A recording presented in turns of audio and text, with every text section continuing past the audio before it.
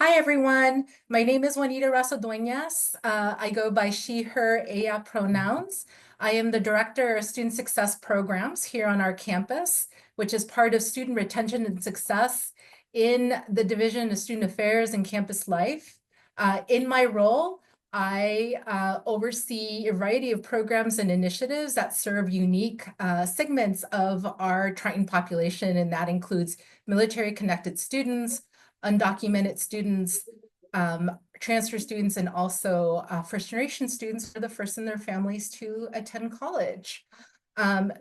Very excited to be here. This is the first time that I'm moderating for the CRASH conference. And CRASH, for those of you who don't know, recognizes research done in the arts, social sciences, and humanities, as well as encourages UC undergraduates to pursue research in these fields.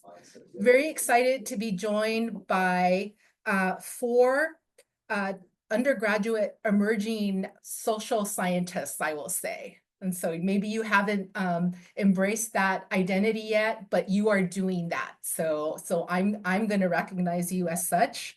And I'll introduce you in the order that they'll be presenting today for those of you who are joining us. Karen Aguirre will be our first presenter, followed by Kristen Antonio, Eileen Baez, and Taggart Smith. And so these are our presenters today. So wave hi to everyone who is here. They will be presenting their presentations. They'll be doing 15-minute presentations, followed by 5 minutes questions and answers. And so if you have any questions for each of the presentations, you can go ahead and submit those via chat, or you can unmute once we get to that portion and ask your questions themselves. I will say that questions are very, very important because they help our researchers further develop their research and maybe think about things that they may not have thought about, or gives them the opportunity to talk more about certain aspects of the research that I think you found interesting and want to know more about. So I encourage everyone to ask questions because that helps our researchers. Very excited about the research that is being presented in this segment. I had an opportunity to read each of the abstracts, and there are a lot of I think there's a lot of interesting similarities that are happening here that I'm just going to generalize very quickly before we go into the first presenter. And that's that all of them are talking about the influence of space and place, uplifting community and people. And I love that they're using different methodologies to help us further explore and center individuals' experiences, voices, and also people's lives. And so, and all of those have a liberatory and critical methodology perspective that I'm interested to see how it's being applied in that research. So all of that being said, I told some of the researchers that are here with me is that this is a safe space for them to present their research and to test the waters. And so there is some nervousness here, and that is okay. And so we will recognize that, we'll embrace that, and we applaud you for being here today and sharing this knowledge that you are developing and putting out in the world. So I thank you for that. So our first research presenter, our first presentation is Karen, and their project title is Cultivating Possibilities, Lessons from Community-Driven Project in San Isidro and Garden. So Karen, the floor is yours. And once you're ready, we'll start the timing. Hi, thank you so much. We will be using my PDF document so I can access my notes as well. But good afternoon, everyone. My name is Karen Aguirre, and I'm a fourth-year student here at University of California, San Diego, studying environmental systems as well as urban studies and planning. This past fall, I led a community-engaged learning project centered around community gardens, which I will be using as my case study. This project was supported by my mentor, Dr. Morcelone, and funded through the Outdoor Access for Youth Award from UCSD's Muir College. I'm honored to be opening today CRASH and to share insights from this experience.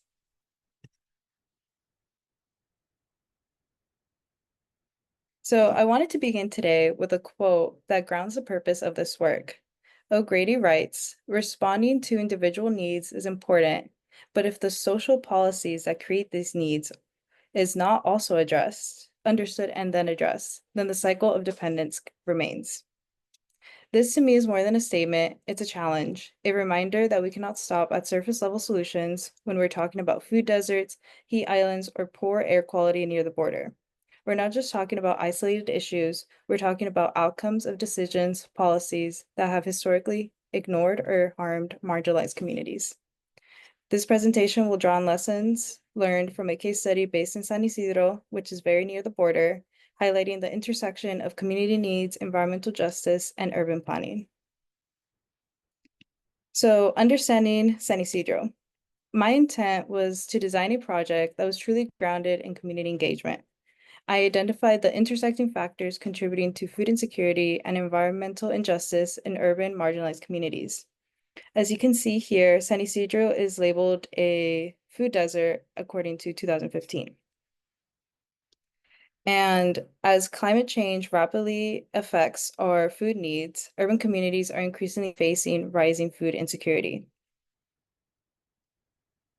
Then there's a role of urban planning. Too often it overlooks environmental and food sovereignty needs, especially in marginalized communities.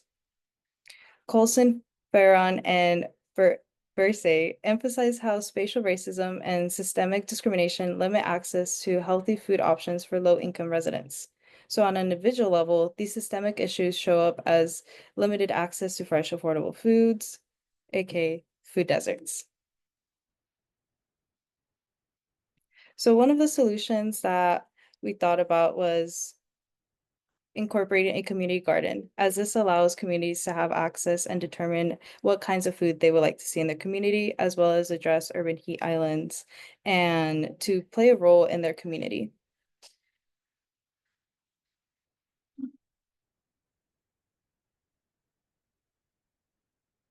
The framework that I used for this project was community engagement as a pedagogy. I want to read this quote.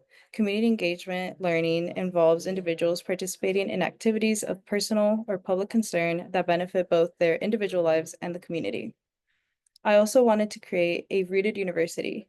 This is something that is championed by the Bioregional Center here at UCSD and is connecting humans to place, creating secure, meaningful relationships with both people and the land, and including a sense of attachment that is ecological and social.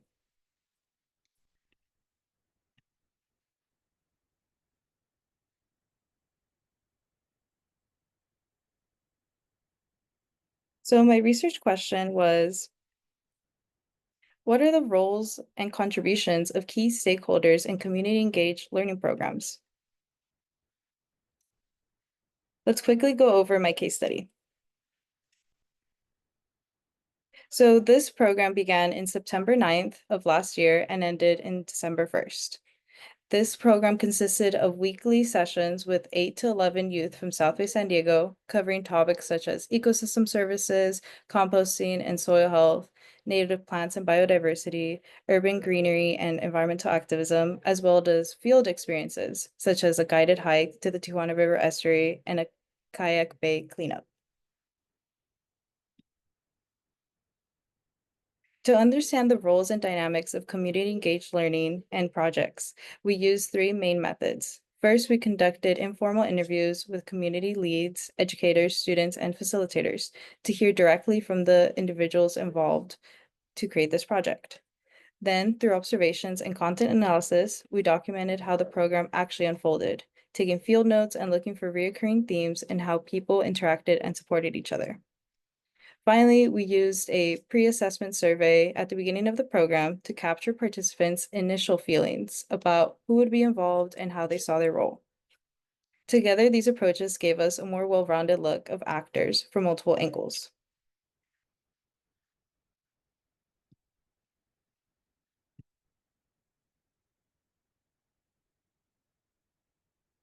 So this is a Venn diagram that we put together from the findings. And in this program, we saw for a community engaged project to succeed, multiple actors had to play intentional roles. Institutional support can be found playing a fundamental role in these community engaged projects. First, as a resource provider, as well as an institutional bridge builder. Secondly, in nonprofit support. They plant seeds of awareness and stewardship as they're the ones in the place with the community.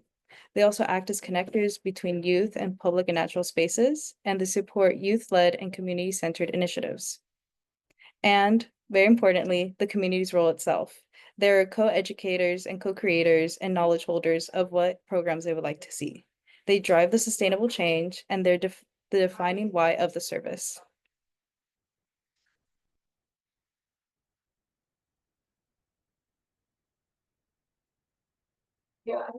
So not, sorry.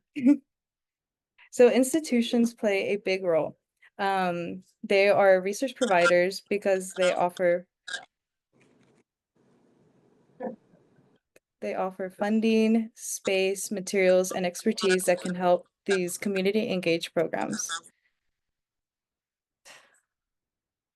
They also provide access to networks, faculty knowledge, and technological tools. They're also institutional bridge builders. They foster collaboration between students like myself, faculty like my mentor, and community actors. They build on sustainable partnerships that align with academic efforts and community needs.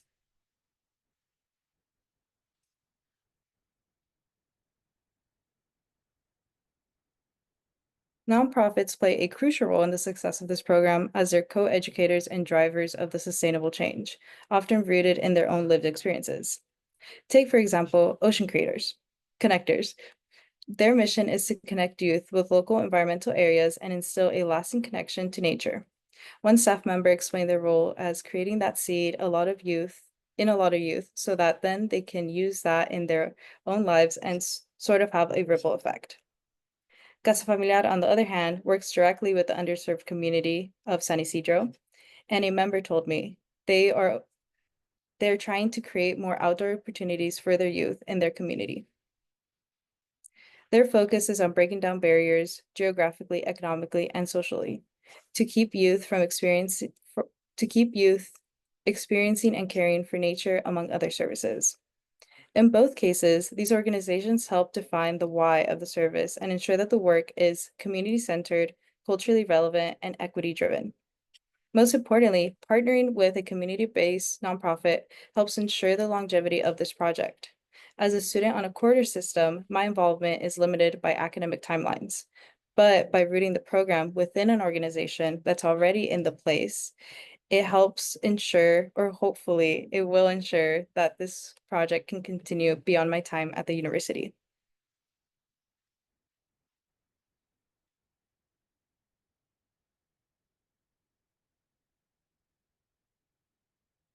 When we asked the youth why they wanted to join the program, their responses highlight what really drives the engagement. The top reasons included earning community service hours, wanting to spend more times outdoors, and encouragement from friends. These answers revealed that youth not only are participants, but they're key actors whose needs and motivations must shape the program.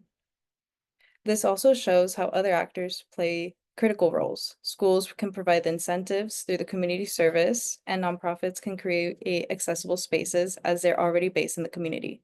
And peers influence each other through the social connection.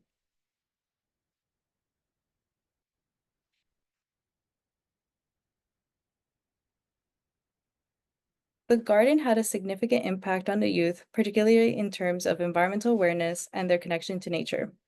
For example, one youth shared, I had never known that there is actually solid land there when referring to a wetland.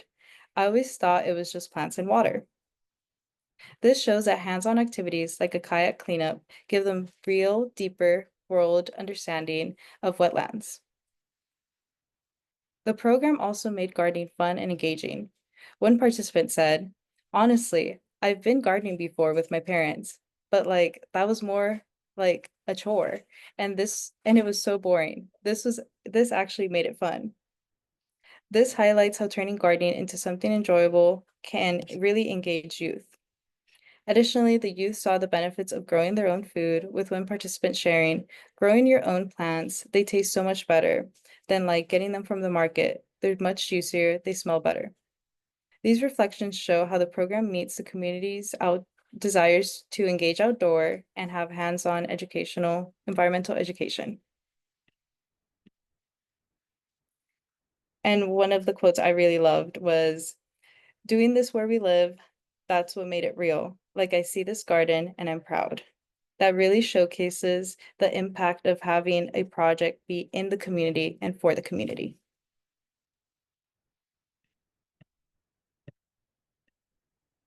Some things I learned through this program, through creating this project, was what is engagement? Coming in from an institution, the grant had certain criterias. Most of those were to fulfill outdoor excursions, but students rarely showed up for field trips. So while field trips were initially marketed as one of the most appealing and resource-intensive components of the program, they did not consistently draw attendance. On the other hand, garden days, which were less expensive and more locally situated, saw regular participation.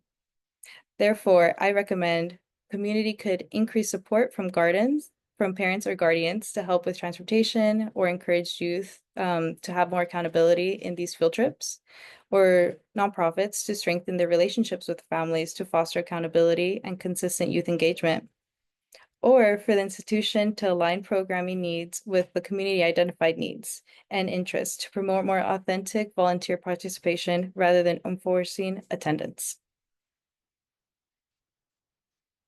Similarly, there was a delay in the funding, which created some delays in the programming. Because of the lack of timely manner in the funding, this affected the ability to purchase materials, plan consistently, and build momentum. Facilitators expressed frustration and self-doubt as they navigated institutional timelines or academic ones, and they created a out-of-sync nature with youth availability and interests. My recommendation is for institutions to streamline internal process that allow for more timely delivery of funds that reflect the real life needs of a community.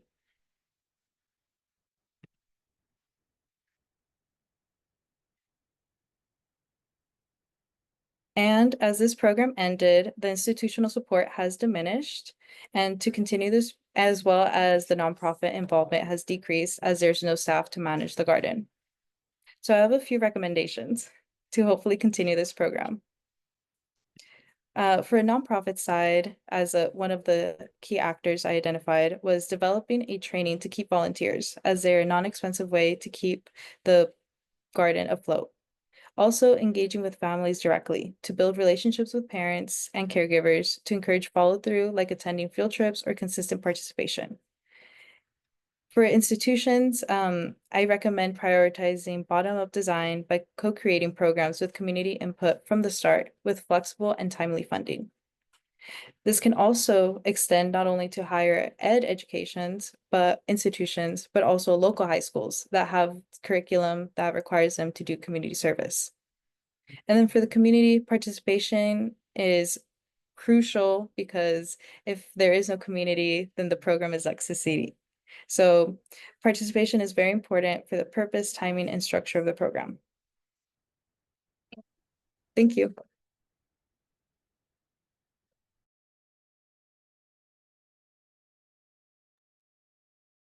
Thank you, Karen, for your presentation.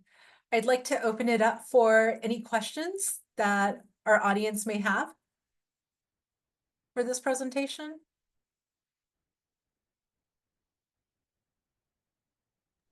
Where was the garden located? It was located in San Isidro in one of Casa Familiar's recreation centers. It was previously underutilized, and I decided with the opportunity of a grant to invest some funding, but also some love. So it is it's the second to last stop before you cross into the border of the trolley.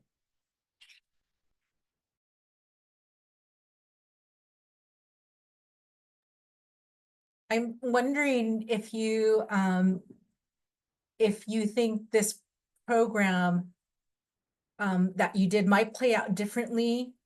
Well, actually, let me ask this the other way. So San Isidro is right next to the border. So do you feel like there were unique circumstances that happened because of the particular geographical location in which it was and its closeness to Mexico? Yeah, so a big component of this program and to have a community garden was to have culturally relevant food. Actually, our last activity was to have a salsa night where we took all the vegetables that we grew in the garden and we bonded. And a lot of the students actually spoke Spanish, were coming from Tijuana. So the geographical nature is a very critical factor in the program design, and that's why it was very important to work with Casa Familiar that is based there and understands the community and actively works with them and staffs members from the community.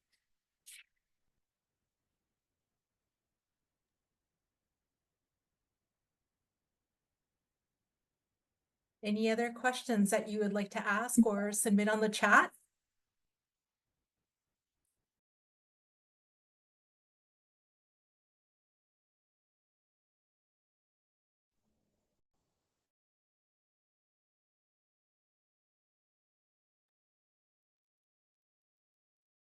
What do you hope to do next with this research?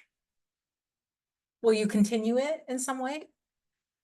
So I'm working right now on the volunteer training guide to hopefully continue the garden. I'm very interested in community engaged learning, and this was just a project, so it's a very small set of data. But my mentor, Dr. Morshalone, is very experienced and one of the experts in community engaged learning. So I hope to continue to add value into that field.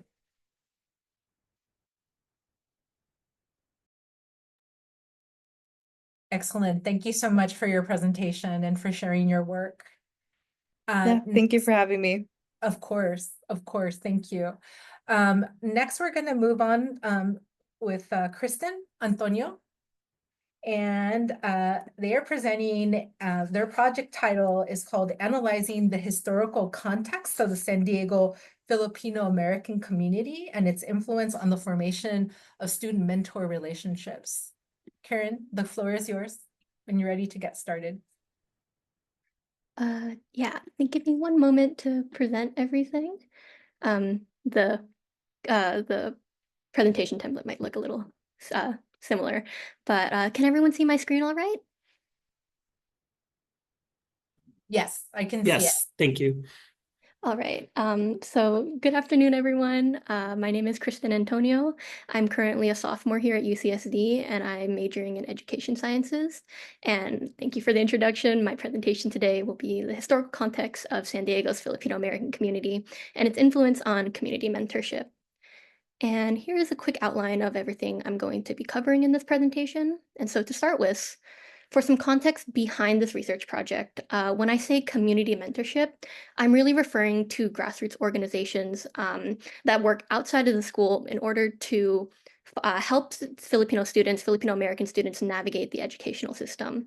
And so these organizations are not found within the school, but rather they work alongside the school in order to bridge the gap between the educational and communal spheres. And so there are several examples of these types of organizations, but I'm paying particular attention to those found in Philam communities on the greater West Coast area, both for the sake of narrowing down the focus of my project and also because the West Coast tends to have a large concentration of Filipino American communities. And so in this project specifically, I really looked into the Filipino community of Seattle up in Washington, Galing Bata and Pinay Pinoy educational partnerships up in San Francisco. And I compared those against the Kuya Ate mentorship program, also known as Camp SD here in San Diego, which was active until up around the pandemic. And so the main point of inquiry of this project is why is Camp SD no longer active when these other older organizations are still around? What makes San Diego different?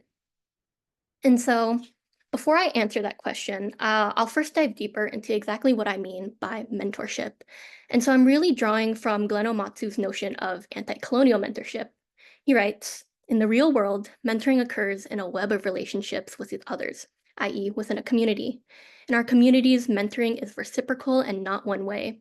And perhaps most important, mentoring in the real world occurs not only in big moments, but mainly in little moments, i.e. as part of our daily interactions with others.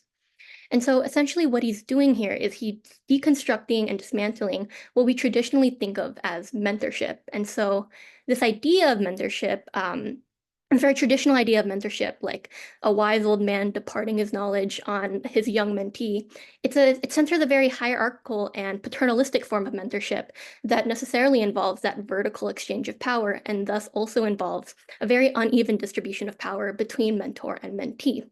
And so there is an extensive body of research that speaks to the positive impact of student-mentor relationships between students and their teachers, students and their coaches, and students and their counselors, or any other adults, trusted adults in an educational setting.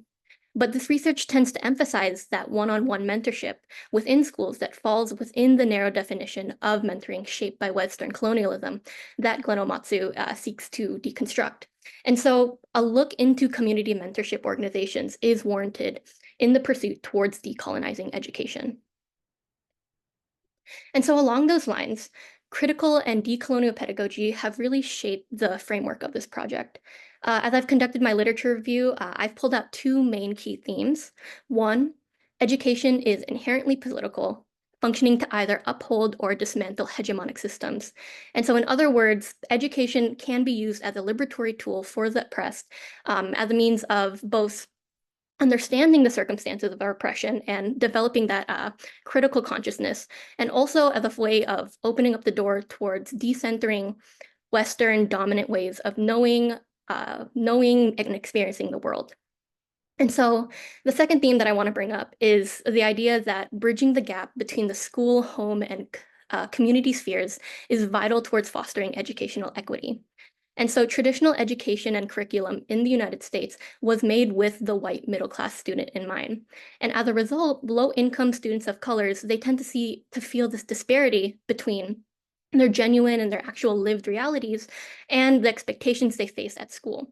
And so several pedagogies have been conceived, you can see here on screen, to sort of bridge this gap between the home and educational spheres. And so all of these tend to focus on one, again, narrowing that cultural gap, and also incorporating the community into education and going back into the way that education is inherently political. They also focus on fostering a sense of political agency in students. And so taking all of that together, my research question is, how does the specific historical context of the Filipino-American community in the San Diego region contribute to the efficacy of community organizations to promote strong student-mentor relationships for Filipino-American students in K-12 education? And so I'm really placing a spotlight on San Diego and this community in San Diego, because even though that this community has such a long and intensive history, and we even boast the third largest Phil-Am community in California, there actually hasn't been a whole lot of research into contemporary research into the modern dynamics of this community. And furthermore, Filipino communities aren't monoliths. And so every single Filipino community has a different history. They have a different history and different relationship with immigration. And that historical context kind of shapes the way that their community dynamics play out.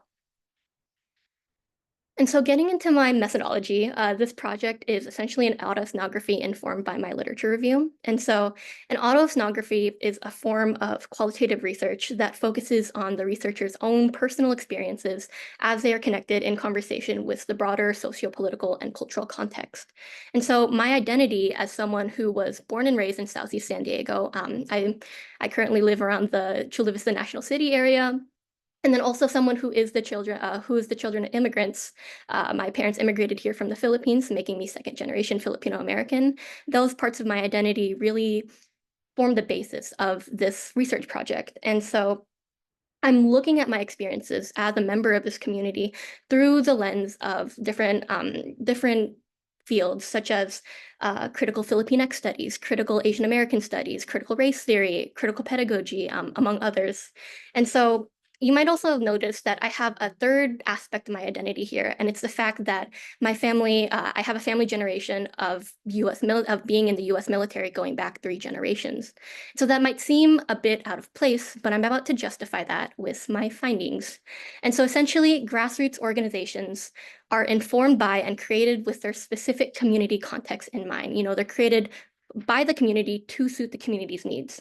And so following this logic, to understand why we might not see those same long-lasting grassroots organizations that support some mentorship in San Diego, we need to look at how San Diego's Phil-Am community is different and how it diverges from those other Phil-Am communities on the West Coast that I previously mentioned. So in my research, I've picked out 2 key divergences, 2 key differences. One, the historical constructions with the US Navy, and 2, San Diego's contemporary position as a border community. And so getting into that first finding, San Diego is a large Navy town, and the recruitment of Filipinos into the US Navy forms the backbone of the Phil-Am community in San Diego. And so this community is, in large part, speaking from personal experience, it's made up by sailors, former sailors, and those who are related to sailors. And so one reason for such an intense relationship, such an intense naval presence in San Diego in the Phil-Am community is the neo-colonial relationship between the United States and the Philippines.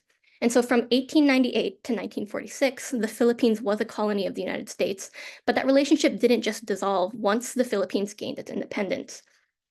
And so recruitment of Philippine nationals into the United States Navy was persistent through programs such as the Philippine Enlistment Program, which operated from 1952 to 1991. And so this program was based in the Philippines, and it operated and worked to recruit Filipino citizens into the US Navy as a means of them getting citizenship into the US. And so this ongoing recruitment, this ongoing naval enlistment complicates the way that we need to look at and analyze the San Diego's Phil-Am community. And so many analyses of Phil-Am communities are done along the lines of the 1965 Immigration Act, which greatly expanded how many immigrants could come into the country. And so while this is a helpful framework to understand how immigrant community dynamics change throughout time, it doesn't really neatly map onto San Diego because of that ongoing military enlistment.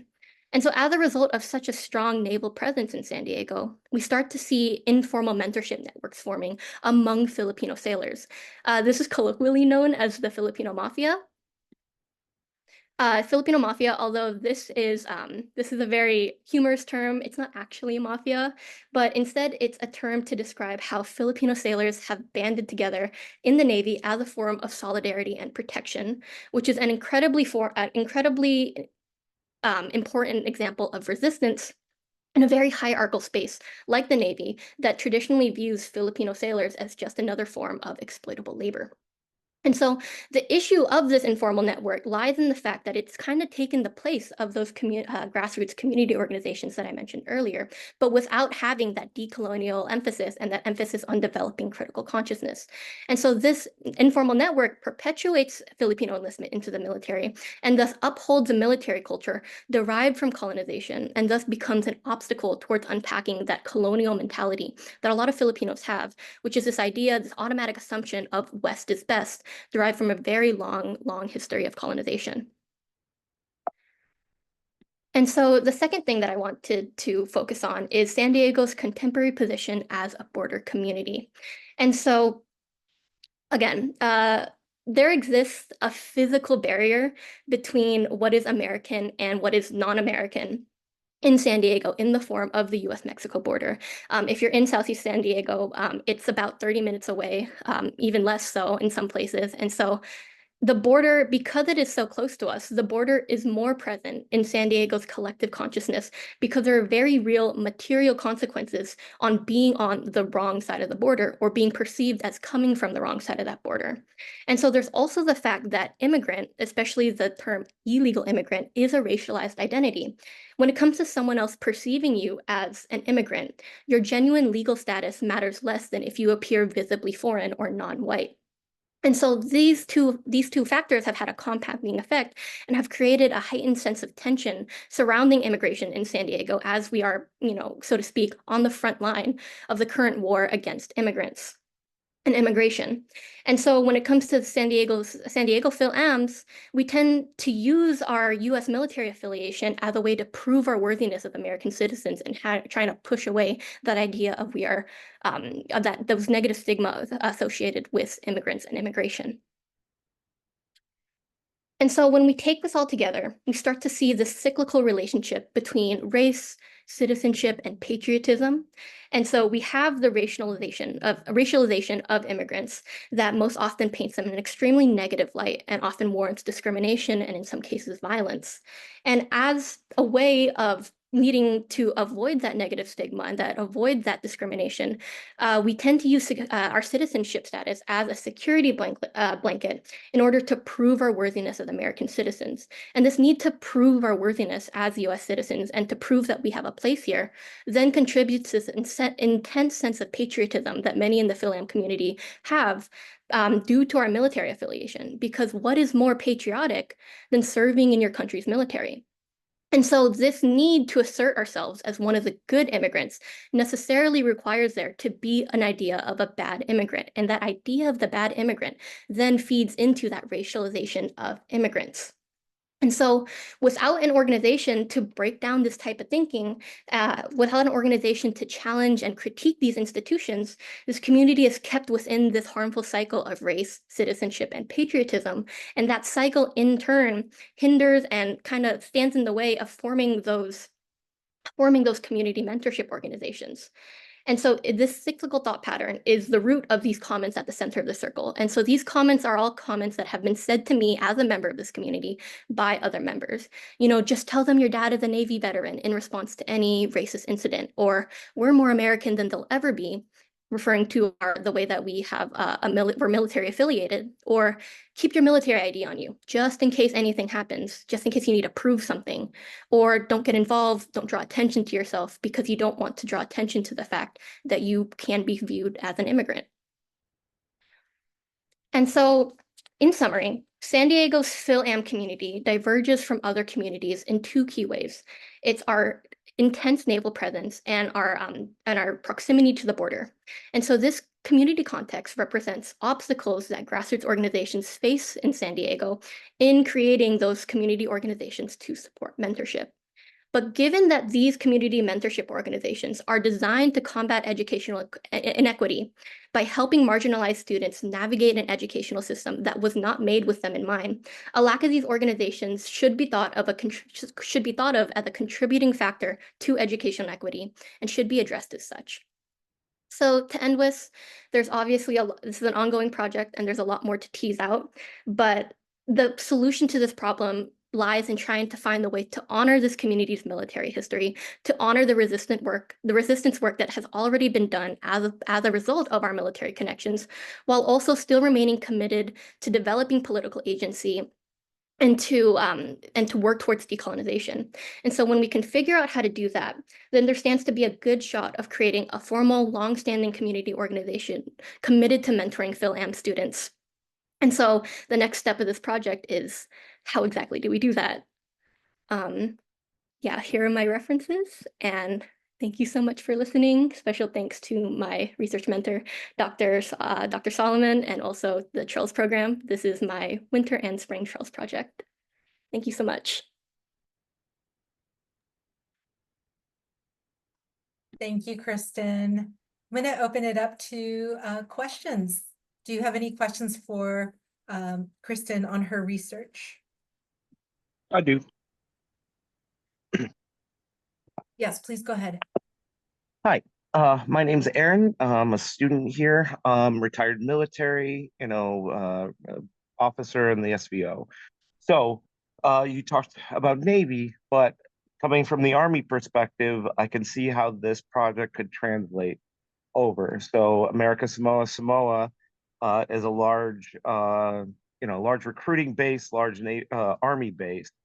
And so there is something called the Samoa Mafia, which is kind of tongue in cheek because it's made up of many groups of many different Polynesian cultures. But because of the white boys, they only see it as Samoa, right? And so that's how it got colloquially named. But projects with the Lamb community has is a robust community, and then you have the army, which has, many different cultures, but shoved under this label. So I guess my question for you is, how could you see that this project here, which is great, how could that translate over into the other branches that have other culture groups and other people that are experiencing the same thing that the Philam community is? Thank you so much for that question. I actually wasn't aware of the Samoan Mafia, and that's actually really interesting to me. That I think that's a really interesting point of inquiry about talking about, the differences and similarities between the Filipino Mafia and the Samoan Mafia. And I think the core of this research kind of remains the same, even if we are trying to apply it to different groups. Admittedly, this research question is very hyper-specific, and it's hyper-specific to this community. But my hope is that the underlying theme of working towards that critical consciousness and that decolonization, that working towards decolonization and education as a way of as working towards those goals, I hope that that can be applied to other branches, especially because speaking from personal experience, I did mention that 3-generation military legacy, but that actually hasn't been all Navy. It was my grandfather who was in the Army. So even though I do have a big naval focus on this project, I think that the themes of decolonization and education as a liberatory tool and, forming that critical consciousness and understanding the circumstances of oppression, I think that is very easily transferable, just as, slightly modified to fit the context. Go Army Navy. Yeah. I appreciate it. That was very, love the presentation. Thank you so much for listening, and thank you for the question. That was a great question. We have time for at least one more question. You mentioned that like what comes after this research is like the actual like action item. How do you imagine that? That's a really interesting question, because that is something that I have been kind of contemplating as I've been doing this research. I think my next steps for this research are gaining more, personal accounts, conducting interviews, but in the sense of how do I get to that grassroots organization that I've been talking about? I have been thinking about maybe possibly reviving Camp SD and maybe using Camp SD because it was an incredible organization that unfortunately did not survive the COVID-19 pandemic. But the framework and the bones of that organization are still there. And so I think it would be remiss of me to discount that work that's been done in moving forward.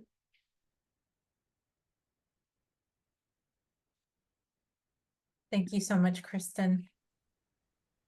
We're going to move on to our third presenter, and I'll introduce them as they start sharing their slides. And I'm going to try very hard on the title because our next presenter is Eileen Weiss, and their project is titled Latina Undergraduate Community Engaged Leadership through the lens of Anzalduan epistemology, conocimiento en aro historia de teoría. Yeah, can everyone see my screen okay? Okay, yes. My name is Eileen Paez. This is my research project, Latina Undergraduate Community Engaged Leadership through the lens of Anzalduan epistemology. And the epistemology that we're looking at is conocimiento en autohistoria teoría. This research was developed by myself and my advisor, Dr. Amy Bintliff, and PhD student Rita Iwaz.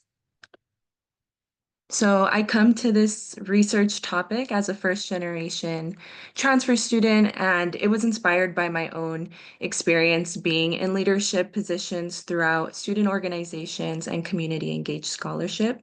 So this big picture right here is my self-portrait, which translates as autorretrato. The self-portrait is a creative act, which we'll discuss further in the presentation, but it encompasses artifacts from my family, community engaged practica, academic work, among other symbols of my life. This creative act is a visual bridge from my inner identity to the outer world, which is something tangible and something that can be conceptualized. And in this research, we'll see how art opened up a fruitful dialogue among peers who share an experience of gender, cultural identity, leadership within a community-centered space.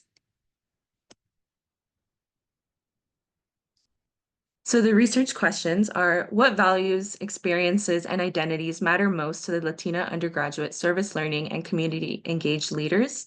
And how do students' diverse identities impact university community partnerships? So to begin, I want to give some context on what service learning and community engagement is, and I'll discuss why specifically I chose Latina women in this space. So service learning and community engagement refers to a community-focused partnership between the university and community stakeholders, and the product is a blending of theory and practice. So what we know about undergraduate students within service learning is that they're often overlooked and understudied due to the institutionalization of service learning and community engaged programs. And overall, improving access and retention efforts within the university gives opportunities to underrepresented first-gen and students of color to engage in leadership within service learning and community engagement. What we know already about Latina women in leadership in general is that they value community-centered positive impact, peer mentorship, and non-hierarchical leadership. But overall, they report lower self-ratings in leadership ability than their male counterparts within the culture. And then we also know that Latinos in general who have engaged in some form of undergraduate leadership, this correlates to more empowerment and community action and increased civic engagement after college. So we'll be looking at this entire research project through the framework of Chicana feminist epistemology. So to begin, the path to conocimiento forces us to see our structures and unconscious mechanisms that create hate, intolerance, and pain. Due to the political climate that we see and cultural misogyny that exists within Latino culture in general, it puts many Latinas in a space of political and spiritual discomfort, to quote the words of Anzaldúa. So service learning and community engaged leaders are stakeholders of their community, but they also face additional liminality due to their positions as students within a university bureaucracy, and they may face additional stipulations due to their race, ethnicity, and gender. So looking at the path to conocimiento, we're going to be pulling from specific aspects of this nonlinear journey. And the reason why I have it in this line is just for the sake of clarity. But we'll be looking at Anzaldúa's concept of nepantla. Nepantla is a state of liminality within identity. She describes this as a space where we undergo an anguish of changing our perspectives, crossing a series of junctures, some leading to think in a different way and relating to certain people, or it creates an individual to create a new world. And then around the end of the spectrum, we see questioning, re-envisioning, revealing a story, and ultimately transforming an identity and community. And the method in which I measure this is through the method of autohistoria teoria. So autohistoria teoria is a methodology to reveal a personal story and bridge this to a collective story. And Anzaldúa says, storytelling is healing when it expands the autohistorias, the self-narratives, of the tellers and the listeners, and when it broadens the person that we are.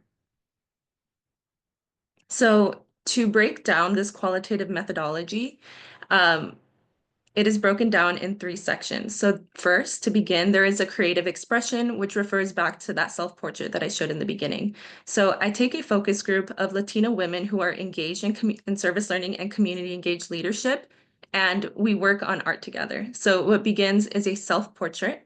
We then create a community portrait, place our self-portrait onto the community, and then together we create a community quilt with all of our portraits on there. And then we discuss our similarities and we add affirmations, and overall just discuss our similarities in leadership experiences.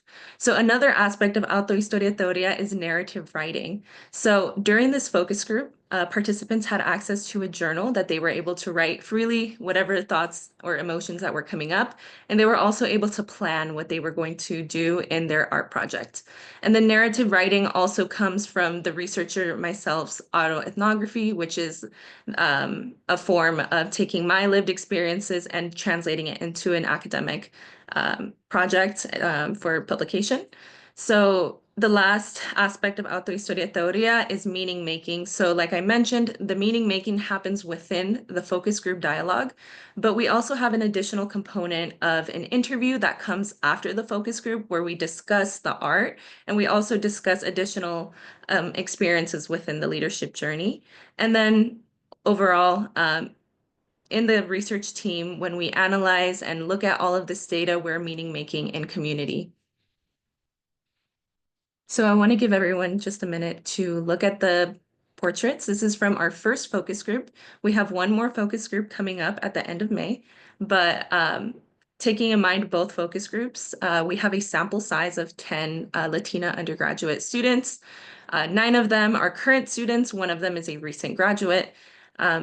They also come, 6 of them come from student organization leadership.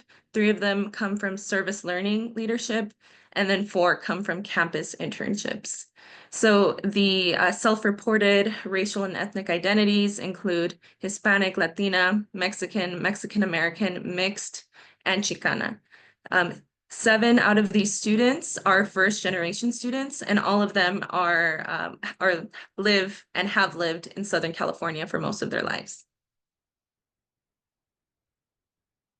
So to look at all of our findings, we'll be going through this path to conocimiento, and the first aspect of the path is el arrebato. So el arrebato refers to ruptures within the identity and the community. So some of the themes that we saw were discussing community traumas, uncertainty, gender norms.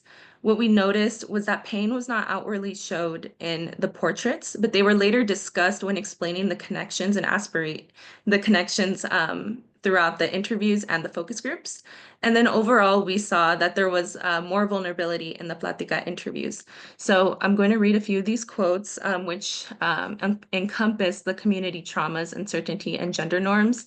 So growing up in a Mexican household, there are so many things, many voices, criticisms of people, always putting limits on women. In my family, I see it all the time, women being put down, being told to be satisfied with the bare minimum. I always have that voice. That voice is just always there, whether it's my own or just because I've grown up hearing it from other people. I feel like that's always like a barrier when it comes to leadership or putting myself out there. Another aspect of uncertainty was in one of the participants earlier in their life when they were in high school. They were mentioning, I was very uncertain with my future since I didn't have documents. I thought, well, what if I go to college, what's the point? I don't have documents. What am I going to do afterward?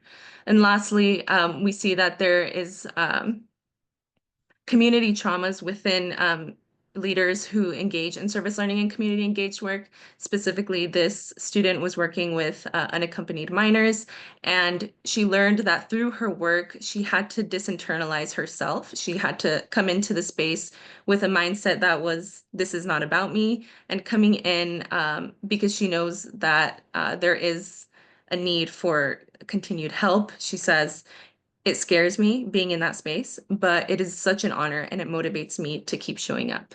So overall, we see that these traumas could make students feel disoriented and can even lead some students to leave their leadership role. But we see this aspect of resilience within the students because they still have their role and they're maintaining that community connection. Another aspect we see a similarity is this identity of Nepantlera. So I mentioned earlier that Nepantla is that space on the journey of conocimiento. It's a space where one doesn't really fit in with any category, with any label of an identity. So Gloria Anzaldúa describes Nepantleras as risky, lonely, and exhausting. Yet this willingness to remain within the thresholds enables Nepaleras to break away partially from the cultural trans and binary thinking. So we see this within the portrait itself. The participant puts a border right in the middle, or a line right in the middle of the portrait, and then places herself to the side. She says, "For this moment, I choose to put myself here. I'm still trying to see my place in this world." Overall, in the interview, she also shared that she never feels like she fits into spaces, and that's how she demonstrated that in the portrait. I asked her if she did find any community spaces that accepted her in this aspect, and she says, "I do have those communities that accept me, but it's myself it's this internal aspect of myself where I feel like I don't fit." So we see that identity of Nepalera in some of the students. Ultimately, to focus on something more positive, the Latina students re-envision a new world, and this encompasses the last three aspects of the Path to Conocimiento, where one is questioning, re-envisioning, revealing their story, and transforming ultimately. After the focus group, a lot of the participants felt a call to action to come together and support the upcoming Latina leaders in their university communities. She says, as we're finishing up, I'm left with even more questions about what it means to be a Latina in institutions of education and research, and how do I shape the experiences of others. Another aspect, we saw that the portraits themselves represented their own self goals, their aspirations. One of them said, "The bright and bold colors that I use, they catch my attention because it reminds me of how I want to present myself in the world." So we see that the use of art is facilitating this dialogue about identity and goals. Um, and another quote, which was super meaningful to me, the first focus group happened within the week that we heard the election results for the administration. And she said that it was really affirming being in that space. That week had been very hard for me, as it was for many of us. And she says, once you're done crying, we need to get up and keep going. So I really see that aspect of resilience in our cohort. Ultimately, we see that they are turning their personal story into a collective story. They're using this Auto Historia methodology to share these themes. And one of the top two themes that we found was family, friendship, and community inspires their activism. All the way to the left, we can see a few quotes. One of them says, "Échale ganas, mija." That's what one of the participants put, and she put that because that's something that her mom would tell her. And ultimately, it empowers her to keep going and working within the community. And someone else says, "This is a home away from home," and she's referring to the community that she is leading. They have become a support system for her, and we see how that support system has really inspired her to keep going within her activism. And then there's also a photo of two women sitting at what looks like a coffee shop, and we were talking about this picture in the focus group, and we were talking about how meaningful it is to have friendships as we are engaging in activism. And then on the right, we see the photos that represent the Nepalera identity again. I think this self-portrait of the head silhouette with the two colors of hair is really meaningful. The participant says, "Half of me is normal and what I publicly display, but inside I'm colorful and animated, and the other half of me has helped me in my leadership roles." So we see how these students are navigating these different aspects of themselves and ultimately coming together and transforming their communities. So one of the greatest findings was that the Latina students really enjoyed having a space to reclaim their narratives. Just to remind that quote of Anzaldúa, she says that storytelling is healing when it expands the self narratives and it broadens the person that we are. And we see that happening within this focus group. One of the participants shares, "I see it as prioritizing our time, but also reclaiming our narratives. It's cool doing so in many different mediums, including the art, the journal, and then the interview that we were talking in as well." Ultimately, we see transformation. Transformation is described by Anzaldúa as when you shift realities, develop an ethical and compassionate strategy to negotiate conflict and form holistic alliances. We see these holistic alliances being formed within the focus group. We had a very intentional way of setting that brave space and then affirming one another whenever someone would speak. And then There is also a theme of expanding new knowledge from the focus group to the communities. One of the participants said she really enjoyed this aspect of creating art, writing, and discussing, and this is something that she wanted to bring opportunities to someone else, specifically her mom. And then ultimately, we see that seeking spaces for growth and transformation is crucial for Latina leaders. One of them said, this helped me understand that we're all going through different paths, yet we're also here reaching for our goals and working towards our end goals. Ultimately, how can we use Autohistoria Teoría? It's a method of reclaiming our narratives within research, and it's also a community building tool.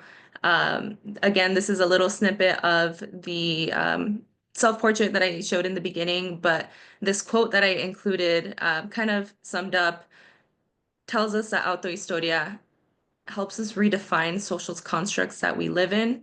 It helps us track our consciousness, knowledge, thoughts. It helps us bridge the inner and outer experiences, creating more clarity of the inner and outer worlds. And ultimately, it contributes your story to a collective story, strengthening our collective voice. So thank you all for listening. I do have this QR code if you're interested in asking further questions if we don't have time, but thank you.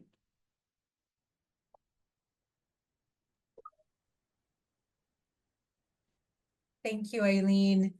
I'm going to open it up to questions for Eileen. We have opportunity for at least 1 or 2 questions.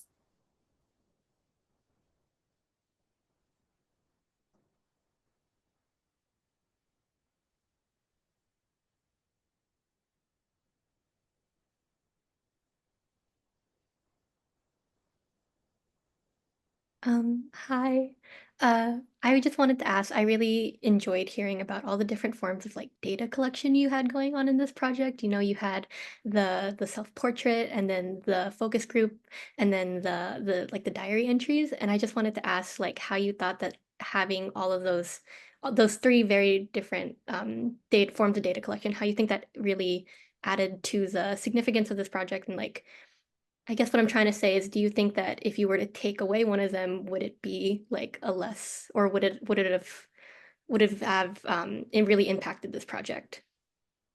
Yeah, I think it would have impacted this project because a lot of the themes that we're finding are like correlated with each piece of like data and evidence. So when we say like there's a theme of Nepanlera, is because we find it in like all the different forms, and I feel like that just like increases the validity of that finding.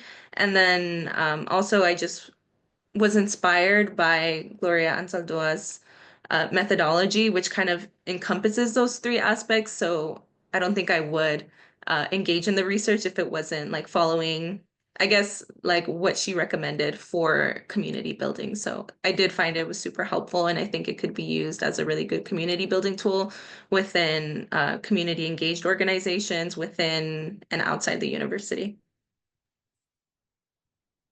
I guess on that question of methodology, since you used that framing, based on this research, how would you build onto Gloria's research? Yeah, I think one of the first things that I found in the literature review was that the Autohistoria Teoría was mainly used as an autoethnography or a form of autoethnography. So researchers would be talking about their own experiences.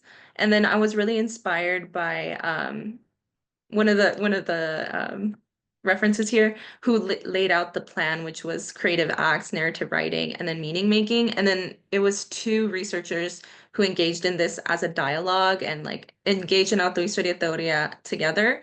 And I was inspired by that to apply it to an even bigger group and how that could look like. So I think it is building to Anzaldua's work just because it kind of takes it away from just having it be a researcher and expanding it as a methodology that directly asks participants like what can we learn from you with this method, and using that to inform like academic knowledge.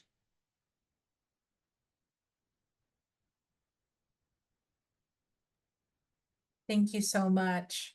We're going to move on to our last presentation. Taggart, if you're ready, you could start putting your presentation up, which is on mapping the needs and experiences of adults with ADHD using digital assistive technologies.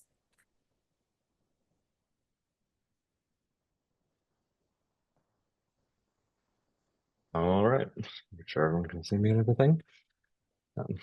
Great. As was said, I'll be presenting on technology and community and online ADHD groups, specifically by topic modeling a collection of Reddit posts. So brief introduction, I'm Taggart Smith. None of that really matters. We're here for the research. So we're going to go through introduction, literature review, data collection, and then the methods which I use, which were topic modeling and thematic analysis. So some quick motivation for this work. We see at the current moment, especially like post-pandemic, increasing diagnosis and also awareness of ADHD, and awareness also in the literature that adults with ADHD use digital tools to manage executive function challenges in particular. But this is kind of poorly understood. And it turns out that a lot of existing tools often fail. And it's been put forth, and I tend to agree that that is due to a lack of user-centered design. There's been sort of movement in human-computer interaction literature towards what's called critical ADHD studies, which comes out of the neurodiversity movement, which comes out of critical disability studies, but which essentially argues for centering neurodivergent voices in tech design, and that will have positive impacts for the reception of these technologies. So this study, in that spirit, uses natural language processing on the Reddit posts to identify ADHD users' needs and frustrations with technology in their own words, rather than prescribing or excluding them from the process. Yeah, to get some more detail on that prior work. As I mentioned, for a long time, neurodiversity was very underrepresented in HCI. And even still, research on autism and autistic folks mostly dominates the literature.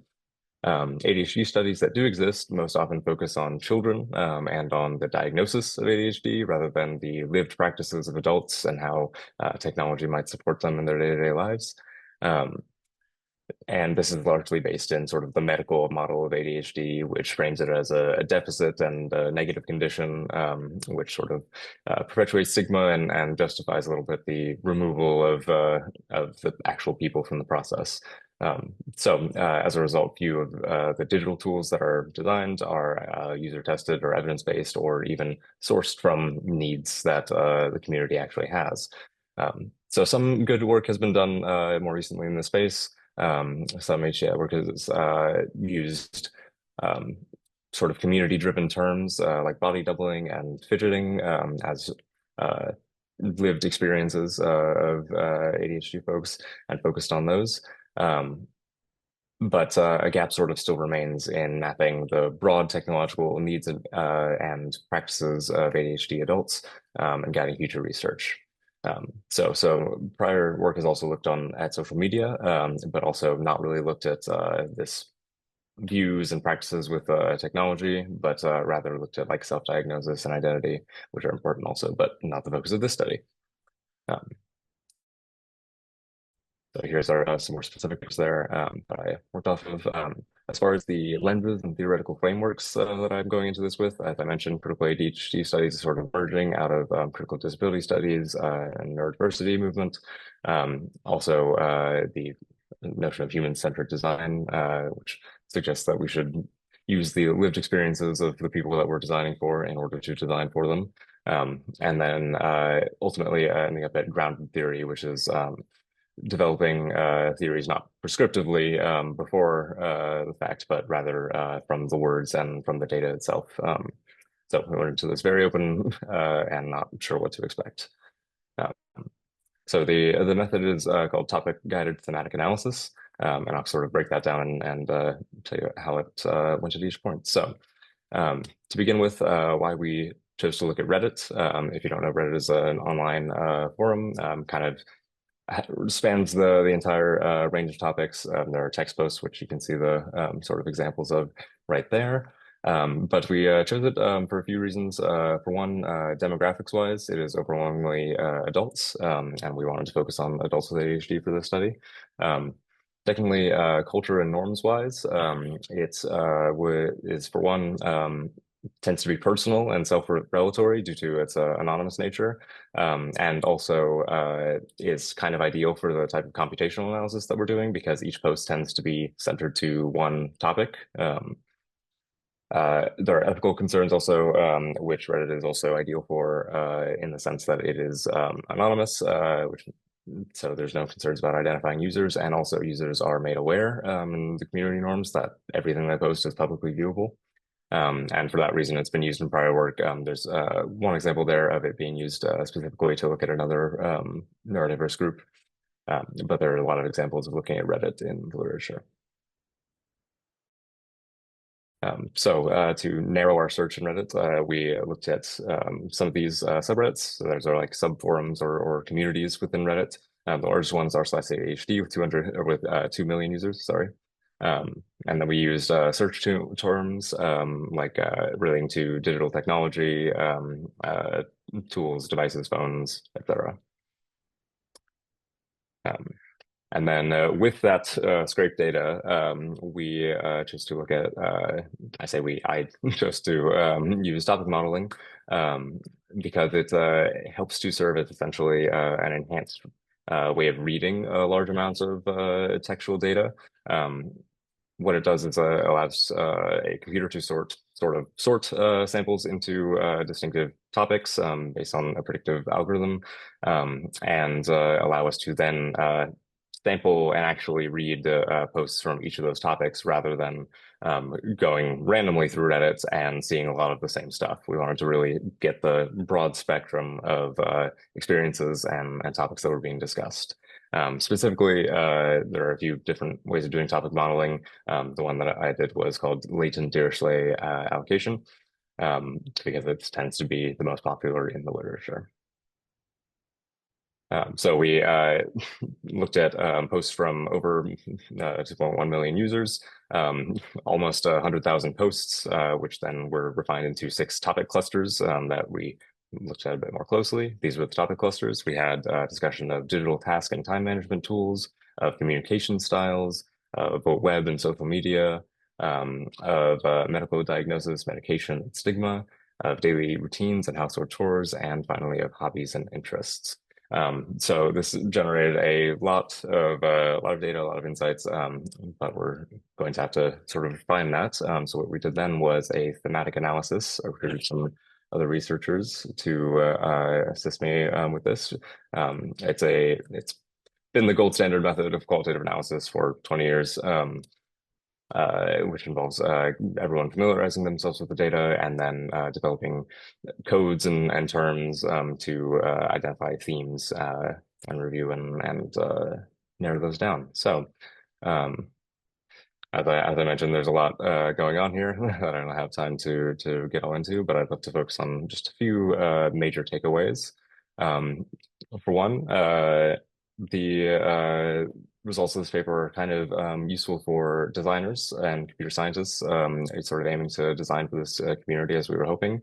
One thing that we saw was a clear delineation between what users were using digital technologies for.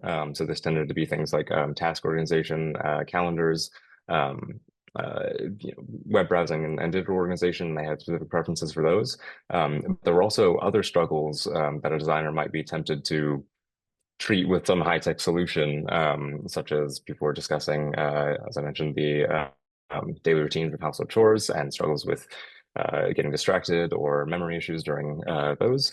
But all of the sort of discussed tips and solutions for those were entirely physical, were involved strategies rather than the use of some digital tool. So we can view this as likely an indication that of sort of a stopping point when designing for this disabled community. The big proponent or piece of that lens, critical disability studies, is not going too far. but we can also maybe view it as an opportunity, as we saw some details about how moving through even one's own home environment can be a challenge for these folks due to cues in the environment shifting their focus. But yeah, we definitely see a trend towards very high-tech solutions, and this finding is important in sort of pushing back against that for future research.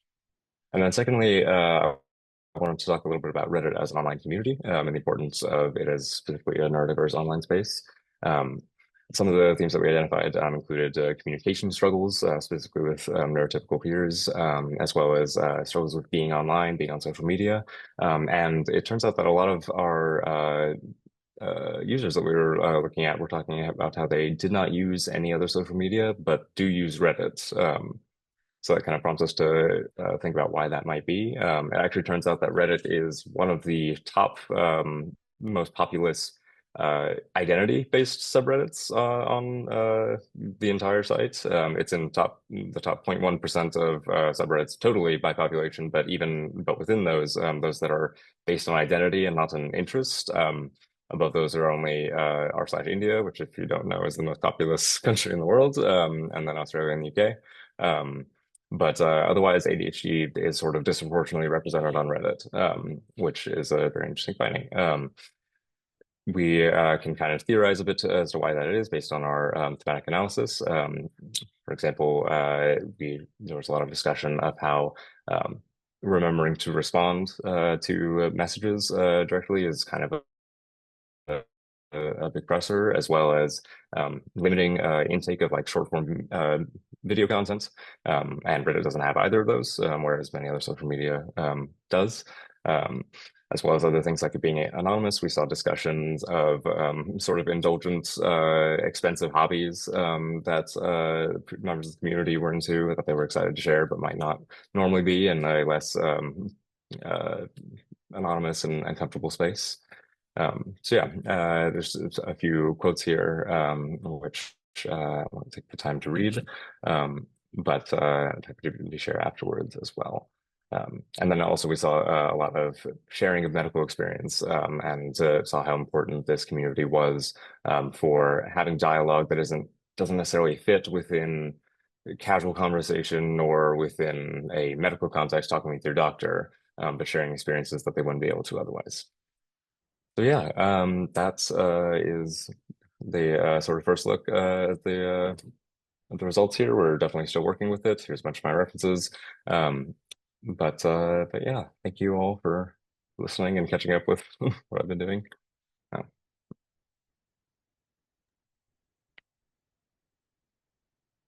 Thank you so much, Taggart, for your presentation.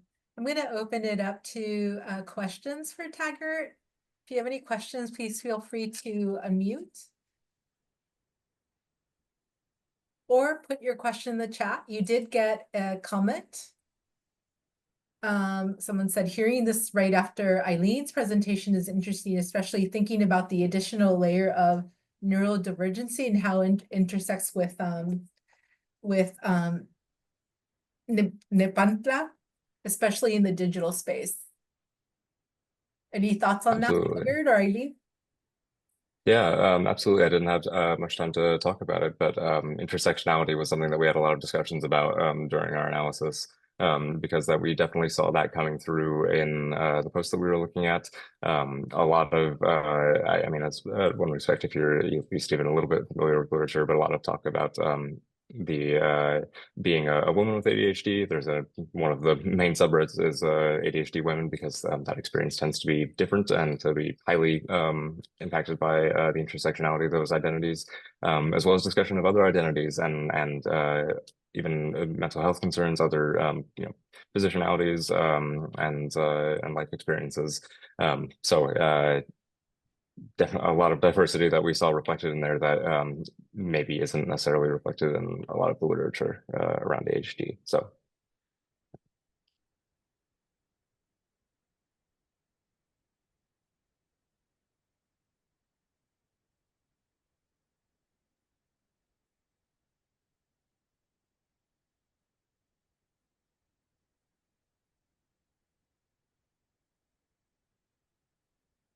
How do you hope to build on this research, Taggart?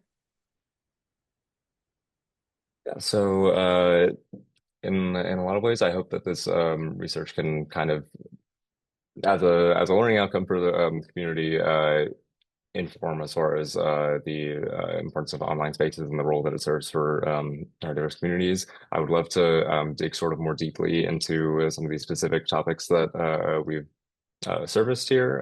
For example, like the nature of sharing medical experiences on Reddit and these online communities. There's been some work done in that space, but they haven't looked at this sort of online community. They tend to look at there's a prior paper which was sort of a digital ethnography of TikTok that looked at sort of self-diagnosis versus and like medical tensions within the ADHD community in that space. And I'd love to sort of bring a little bit of that to Reddit and also examine more deeply how the role of that sort of unique digital space helps or serves a medical purpose. There are definitely a lot of ways that that you could go with this work. So that's just one that is exciting for me. Yeah.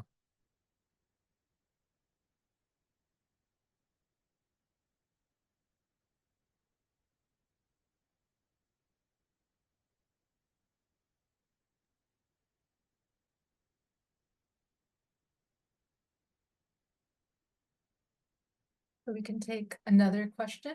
There's one out there.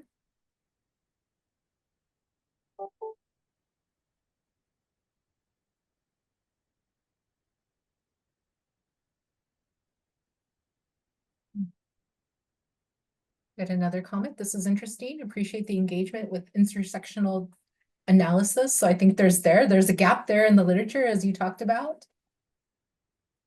And pursuing some of that in the things that you found.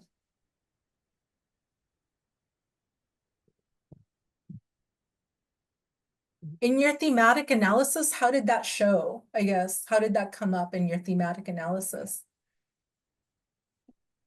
Good question. So let's see if I can get back to some of the. So it's kind of in because I didn't expect it to put it on this presentation, but kind of down in that like lower left-hand corner, we have a lot of codes and sort of sub-themes about experiences in medical settings, as well as experiences with mental health. There was a lot of discussion of folks who had who were diagnosed with ADHD, but also had sort of intersectional struggles with anxiety or depression, which is common, but and also folks, particularly women, who were having struggles being believed or being discredited for their ADHD.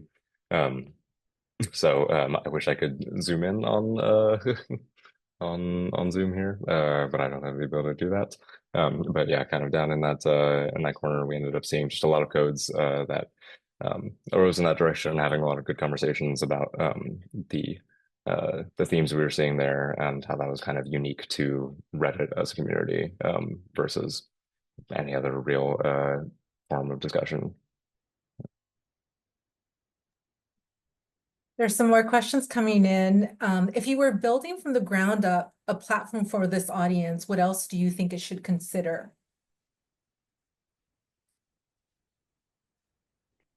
Well, that's a very big task with it's part of you'd have to do so much exploratory research in order to define what the actual needs of a community are specific to whatever type of product you're trying to build. That's very much kind of the idea of this research is that there's just so much that we don't know about the lived practices and needs of the community.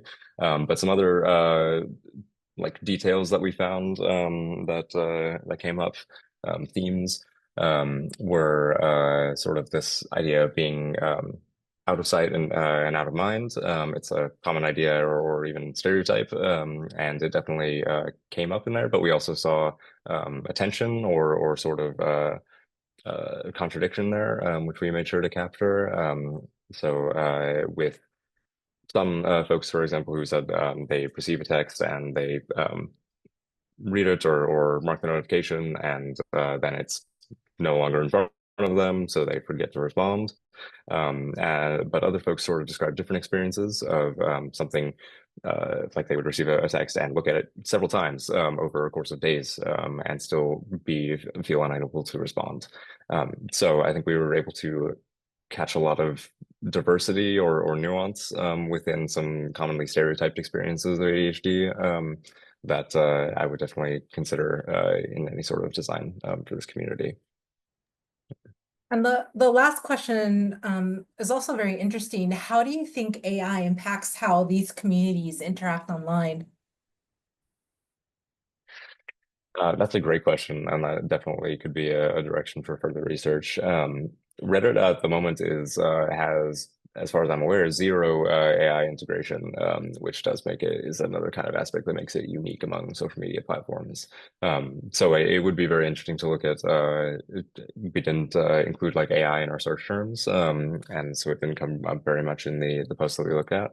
But it would be very interesting to look at this community, how they interact with AI that's integrated in various ways into social media. What we did see come up a lot more was the impact of like recommender systems and other sort of addictive algorithms and other social media sites. But yeah, I couldn't really say as much regarding AI or how it might be incorporated on this platform, just because they haven't done it yet. Thank you, Taggart. And that concludes our presentations. Please help me in giving applause to all of our researchers here who just did amazing job with not only presenting, but answering questions. And I hope that you will continue your efforts in this area and will go on and pursue your doctorates and continue adding to the literature and closing the gaps and I think taking risks on methodology, right? And how these areas are explored. This CRASH is a conference that happens quarterly, so this will happen again in the fall. So if you will be here, I know that some of you are, Kristen, you're a sophomore. Hopefully you will continue to do this. So please continue to put yourself out there in sharing this research. This knowledge is very, very important.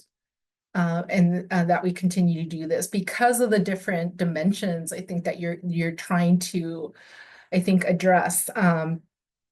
The other thing that I'll put in the chat is our survey. And so the coordinators of CRASH have asked you to please take some time and complete the survey so that they can continue to develop and build on to this program. And thank you to all the coordinators as well. Yes, second that as well. Thank you, Anthony. So at this point in time, presenters, take a deep breath. And for everyone who came out and who have supported these presentations, either through faculty mentorship or providing that coaching and guidance, we thank you as well. So have a great evening, everyone.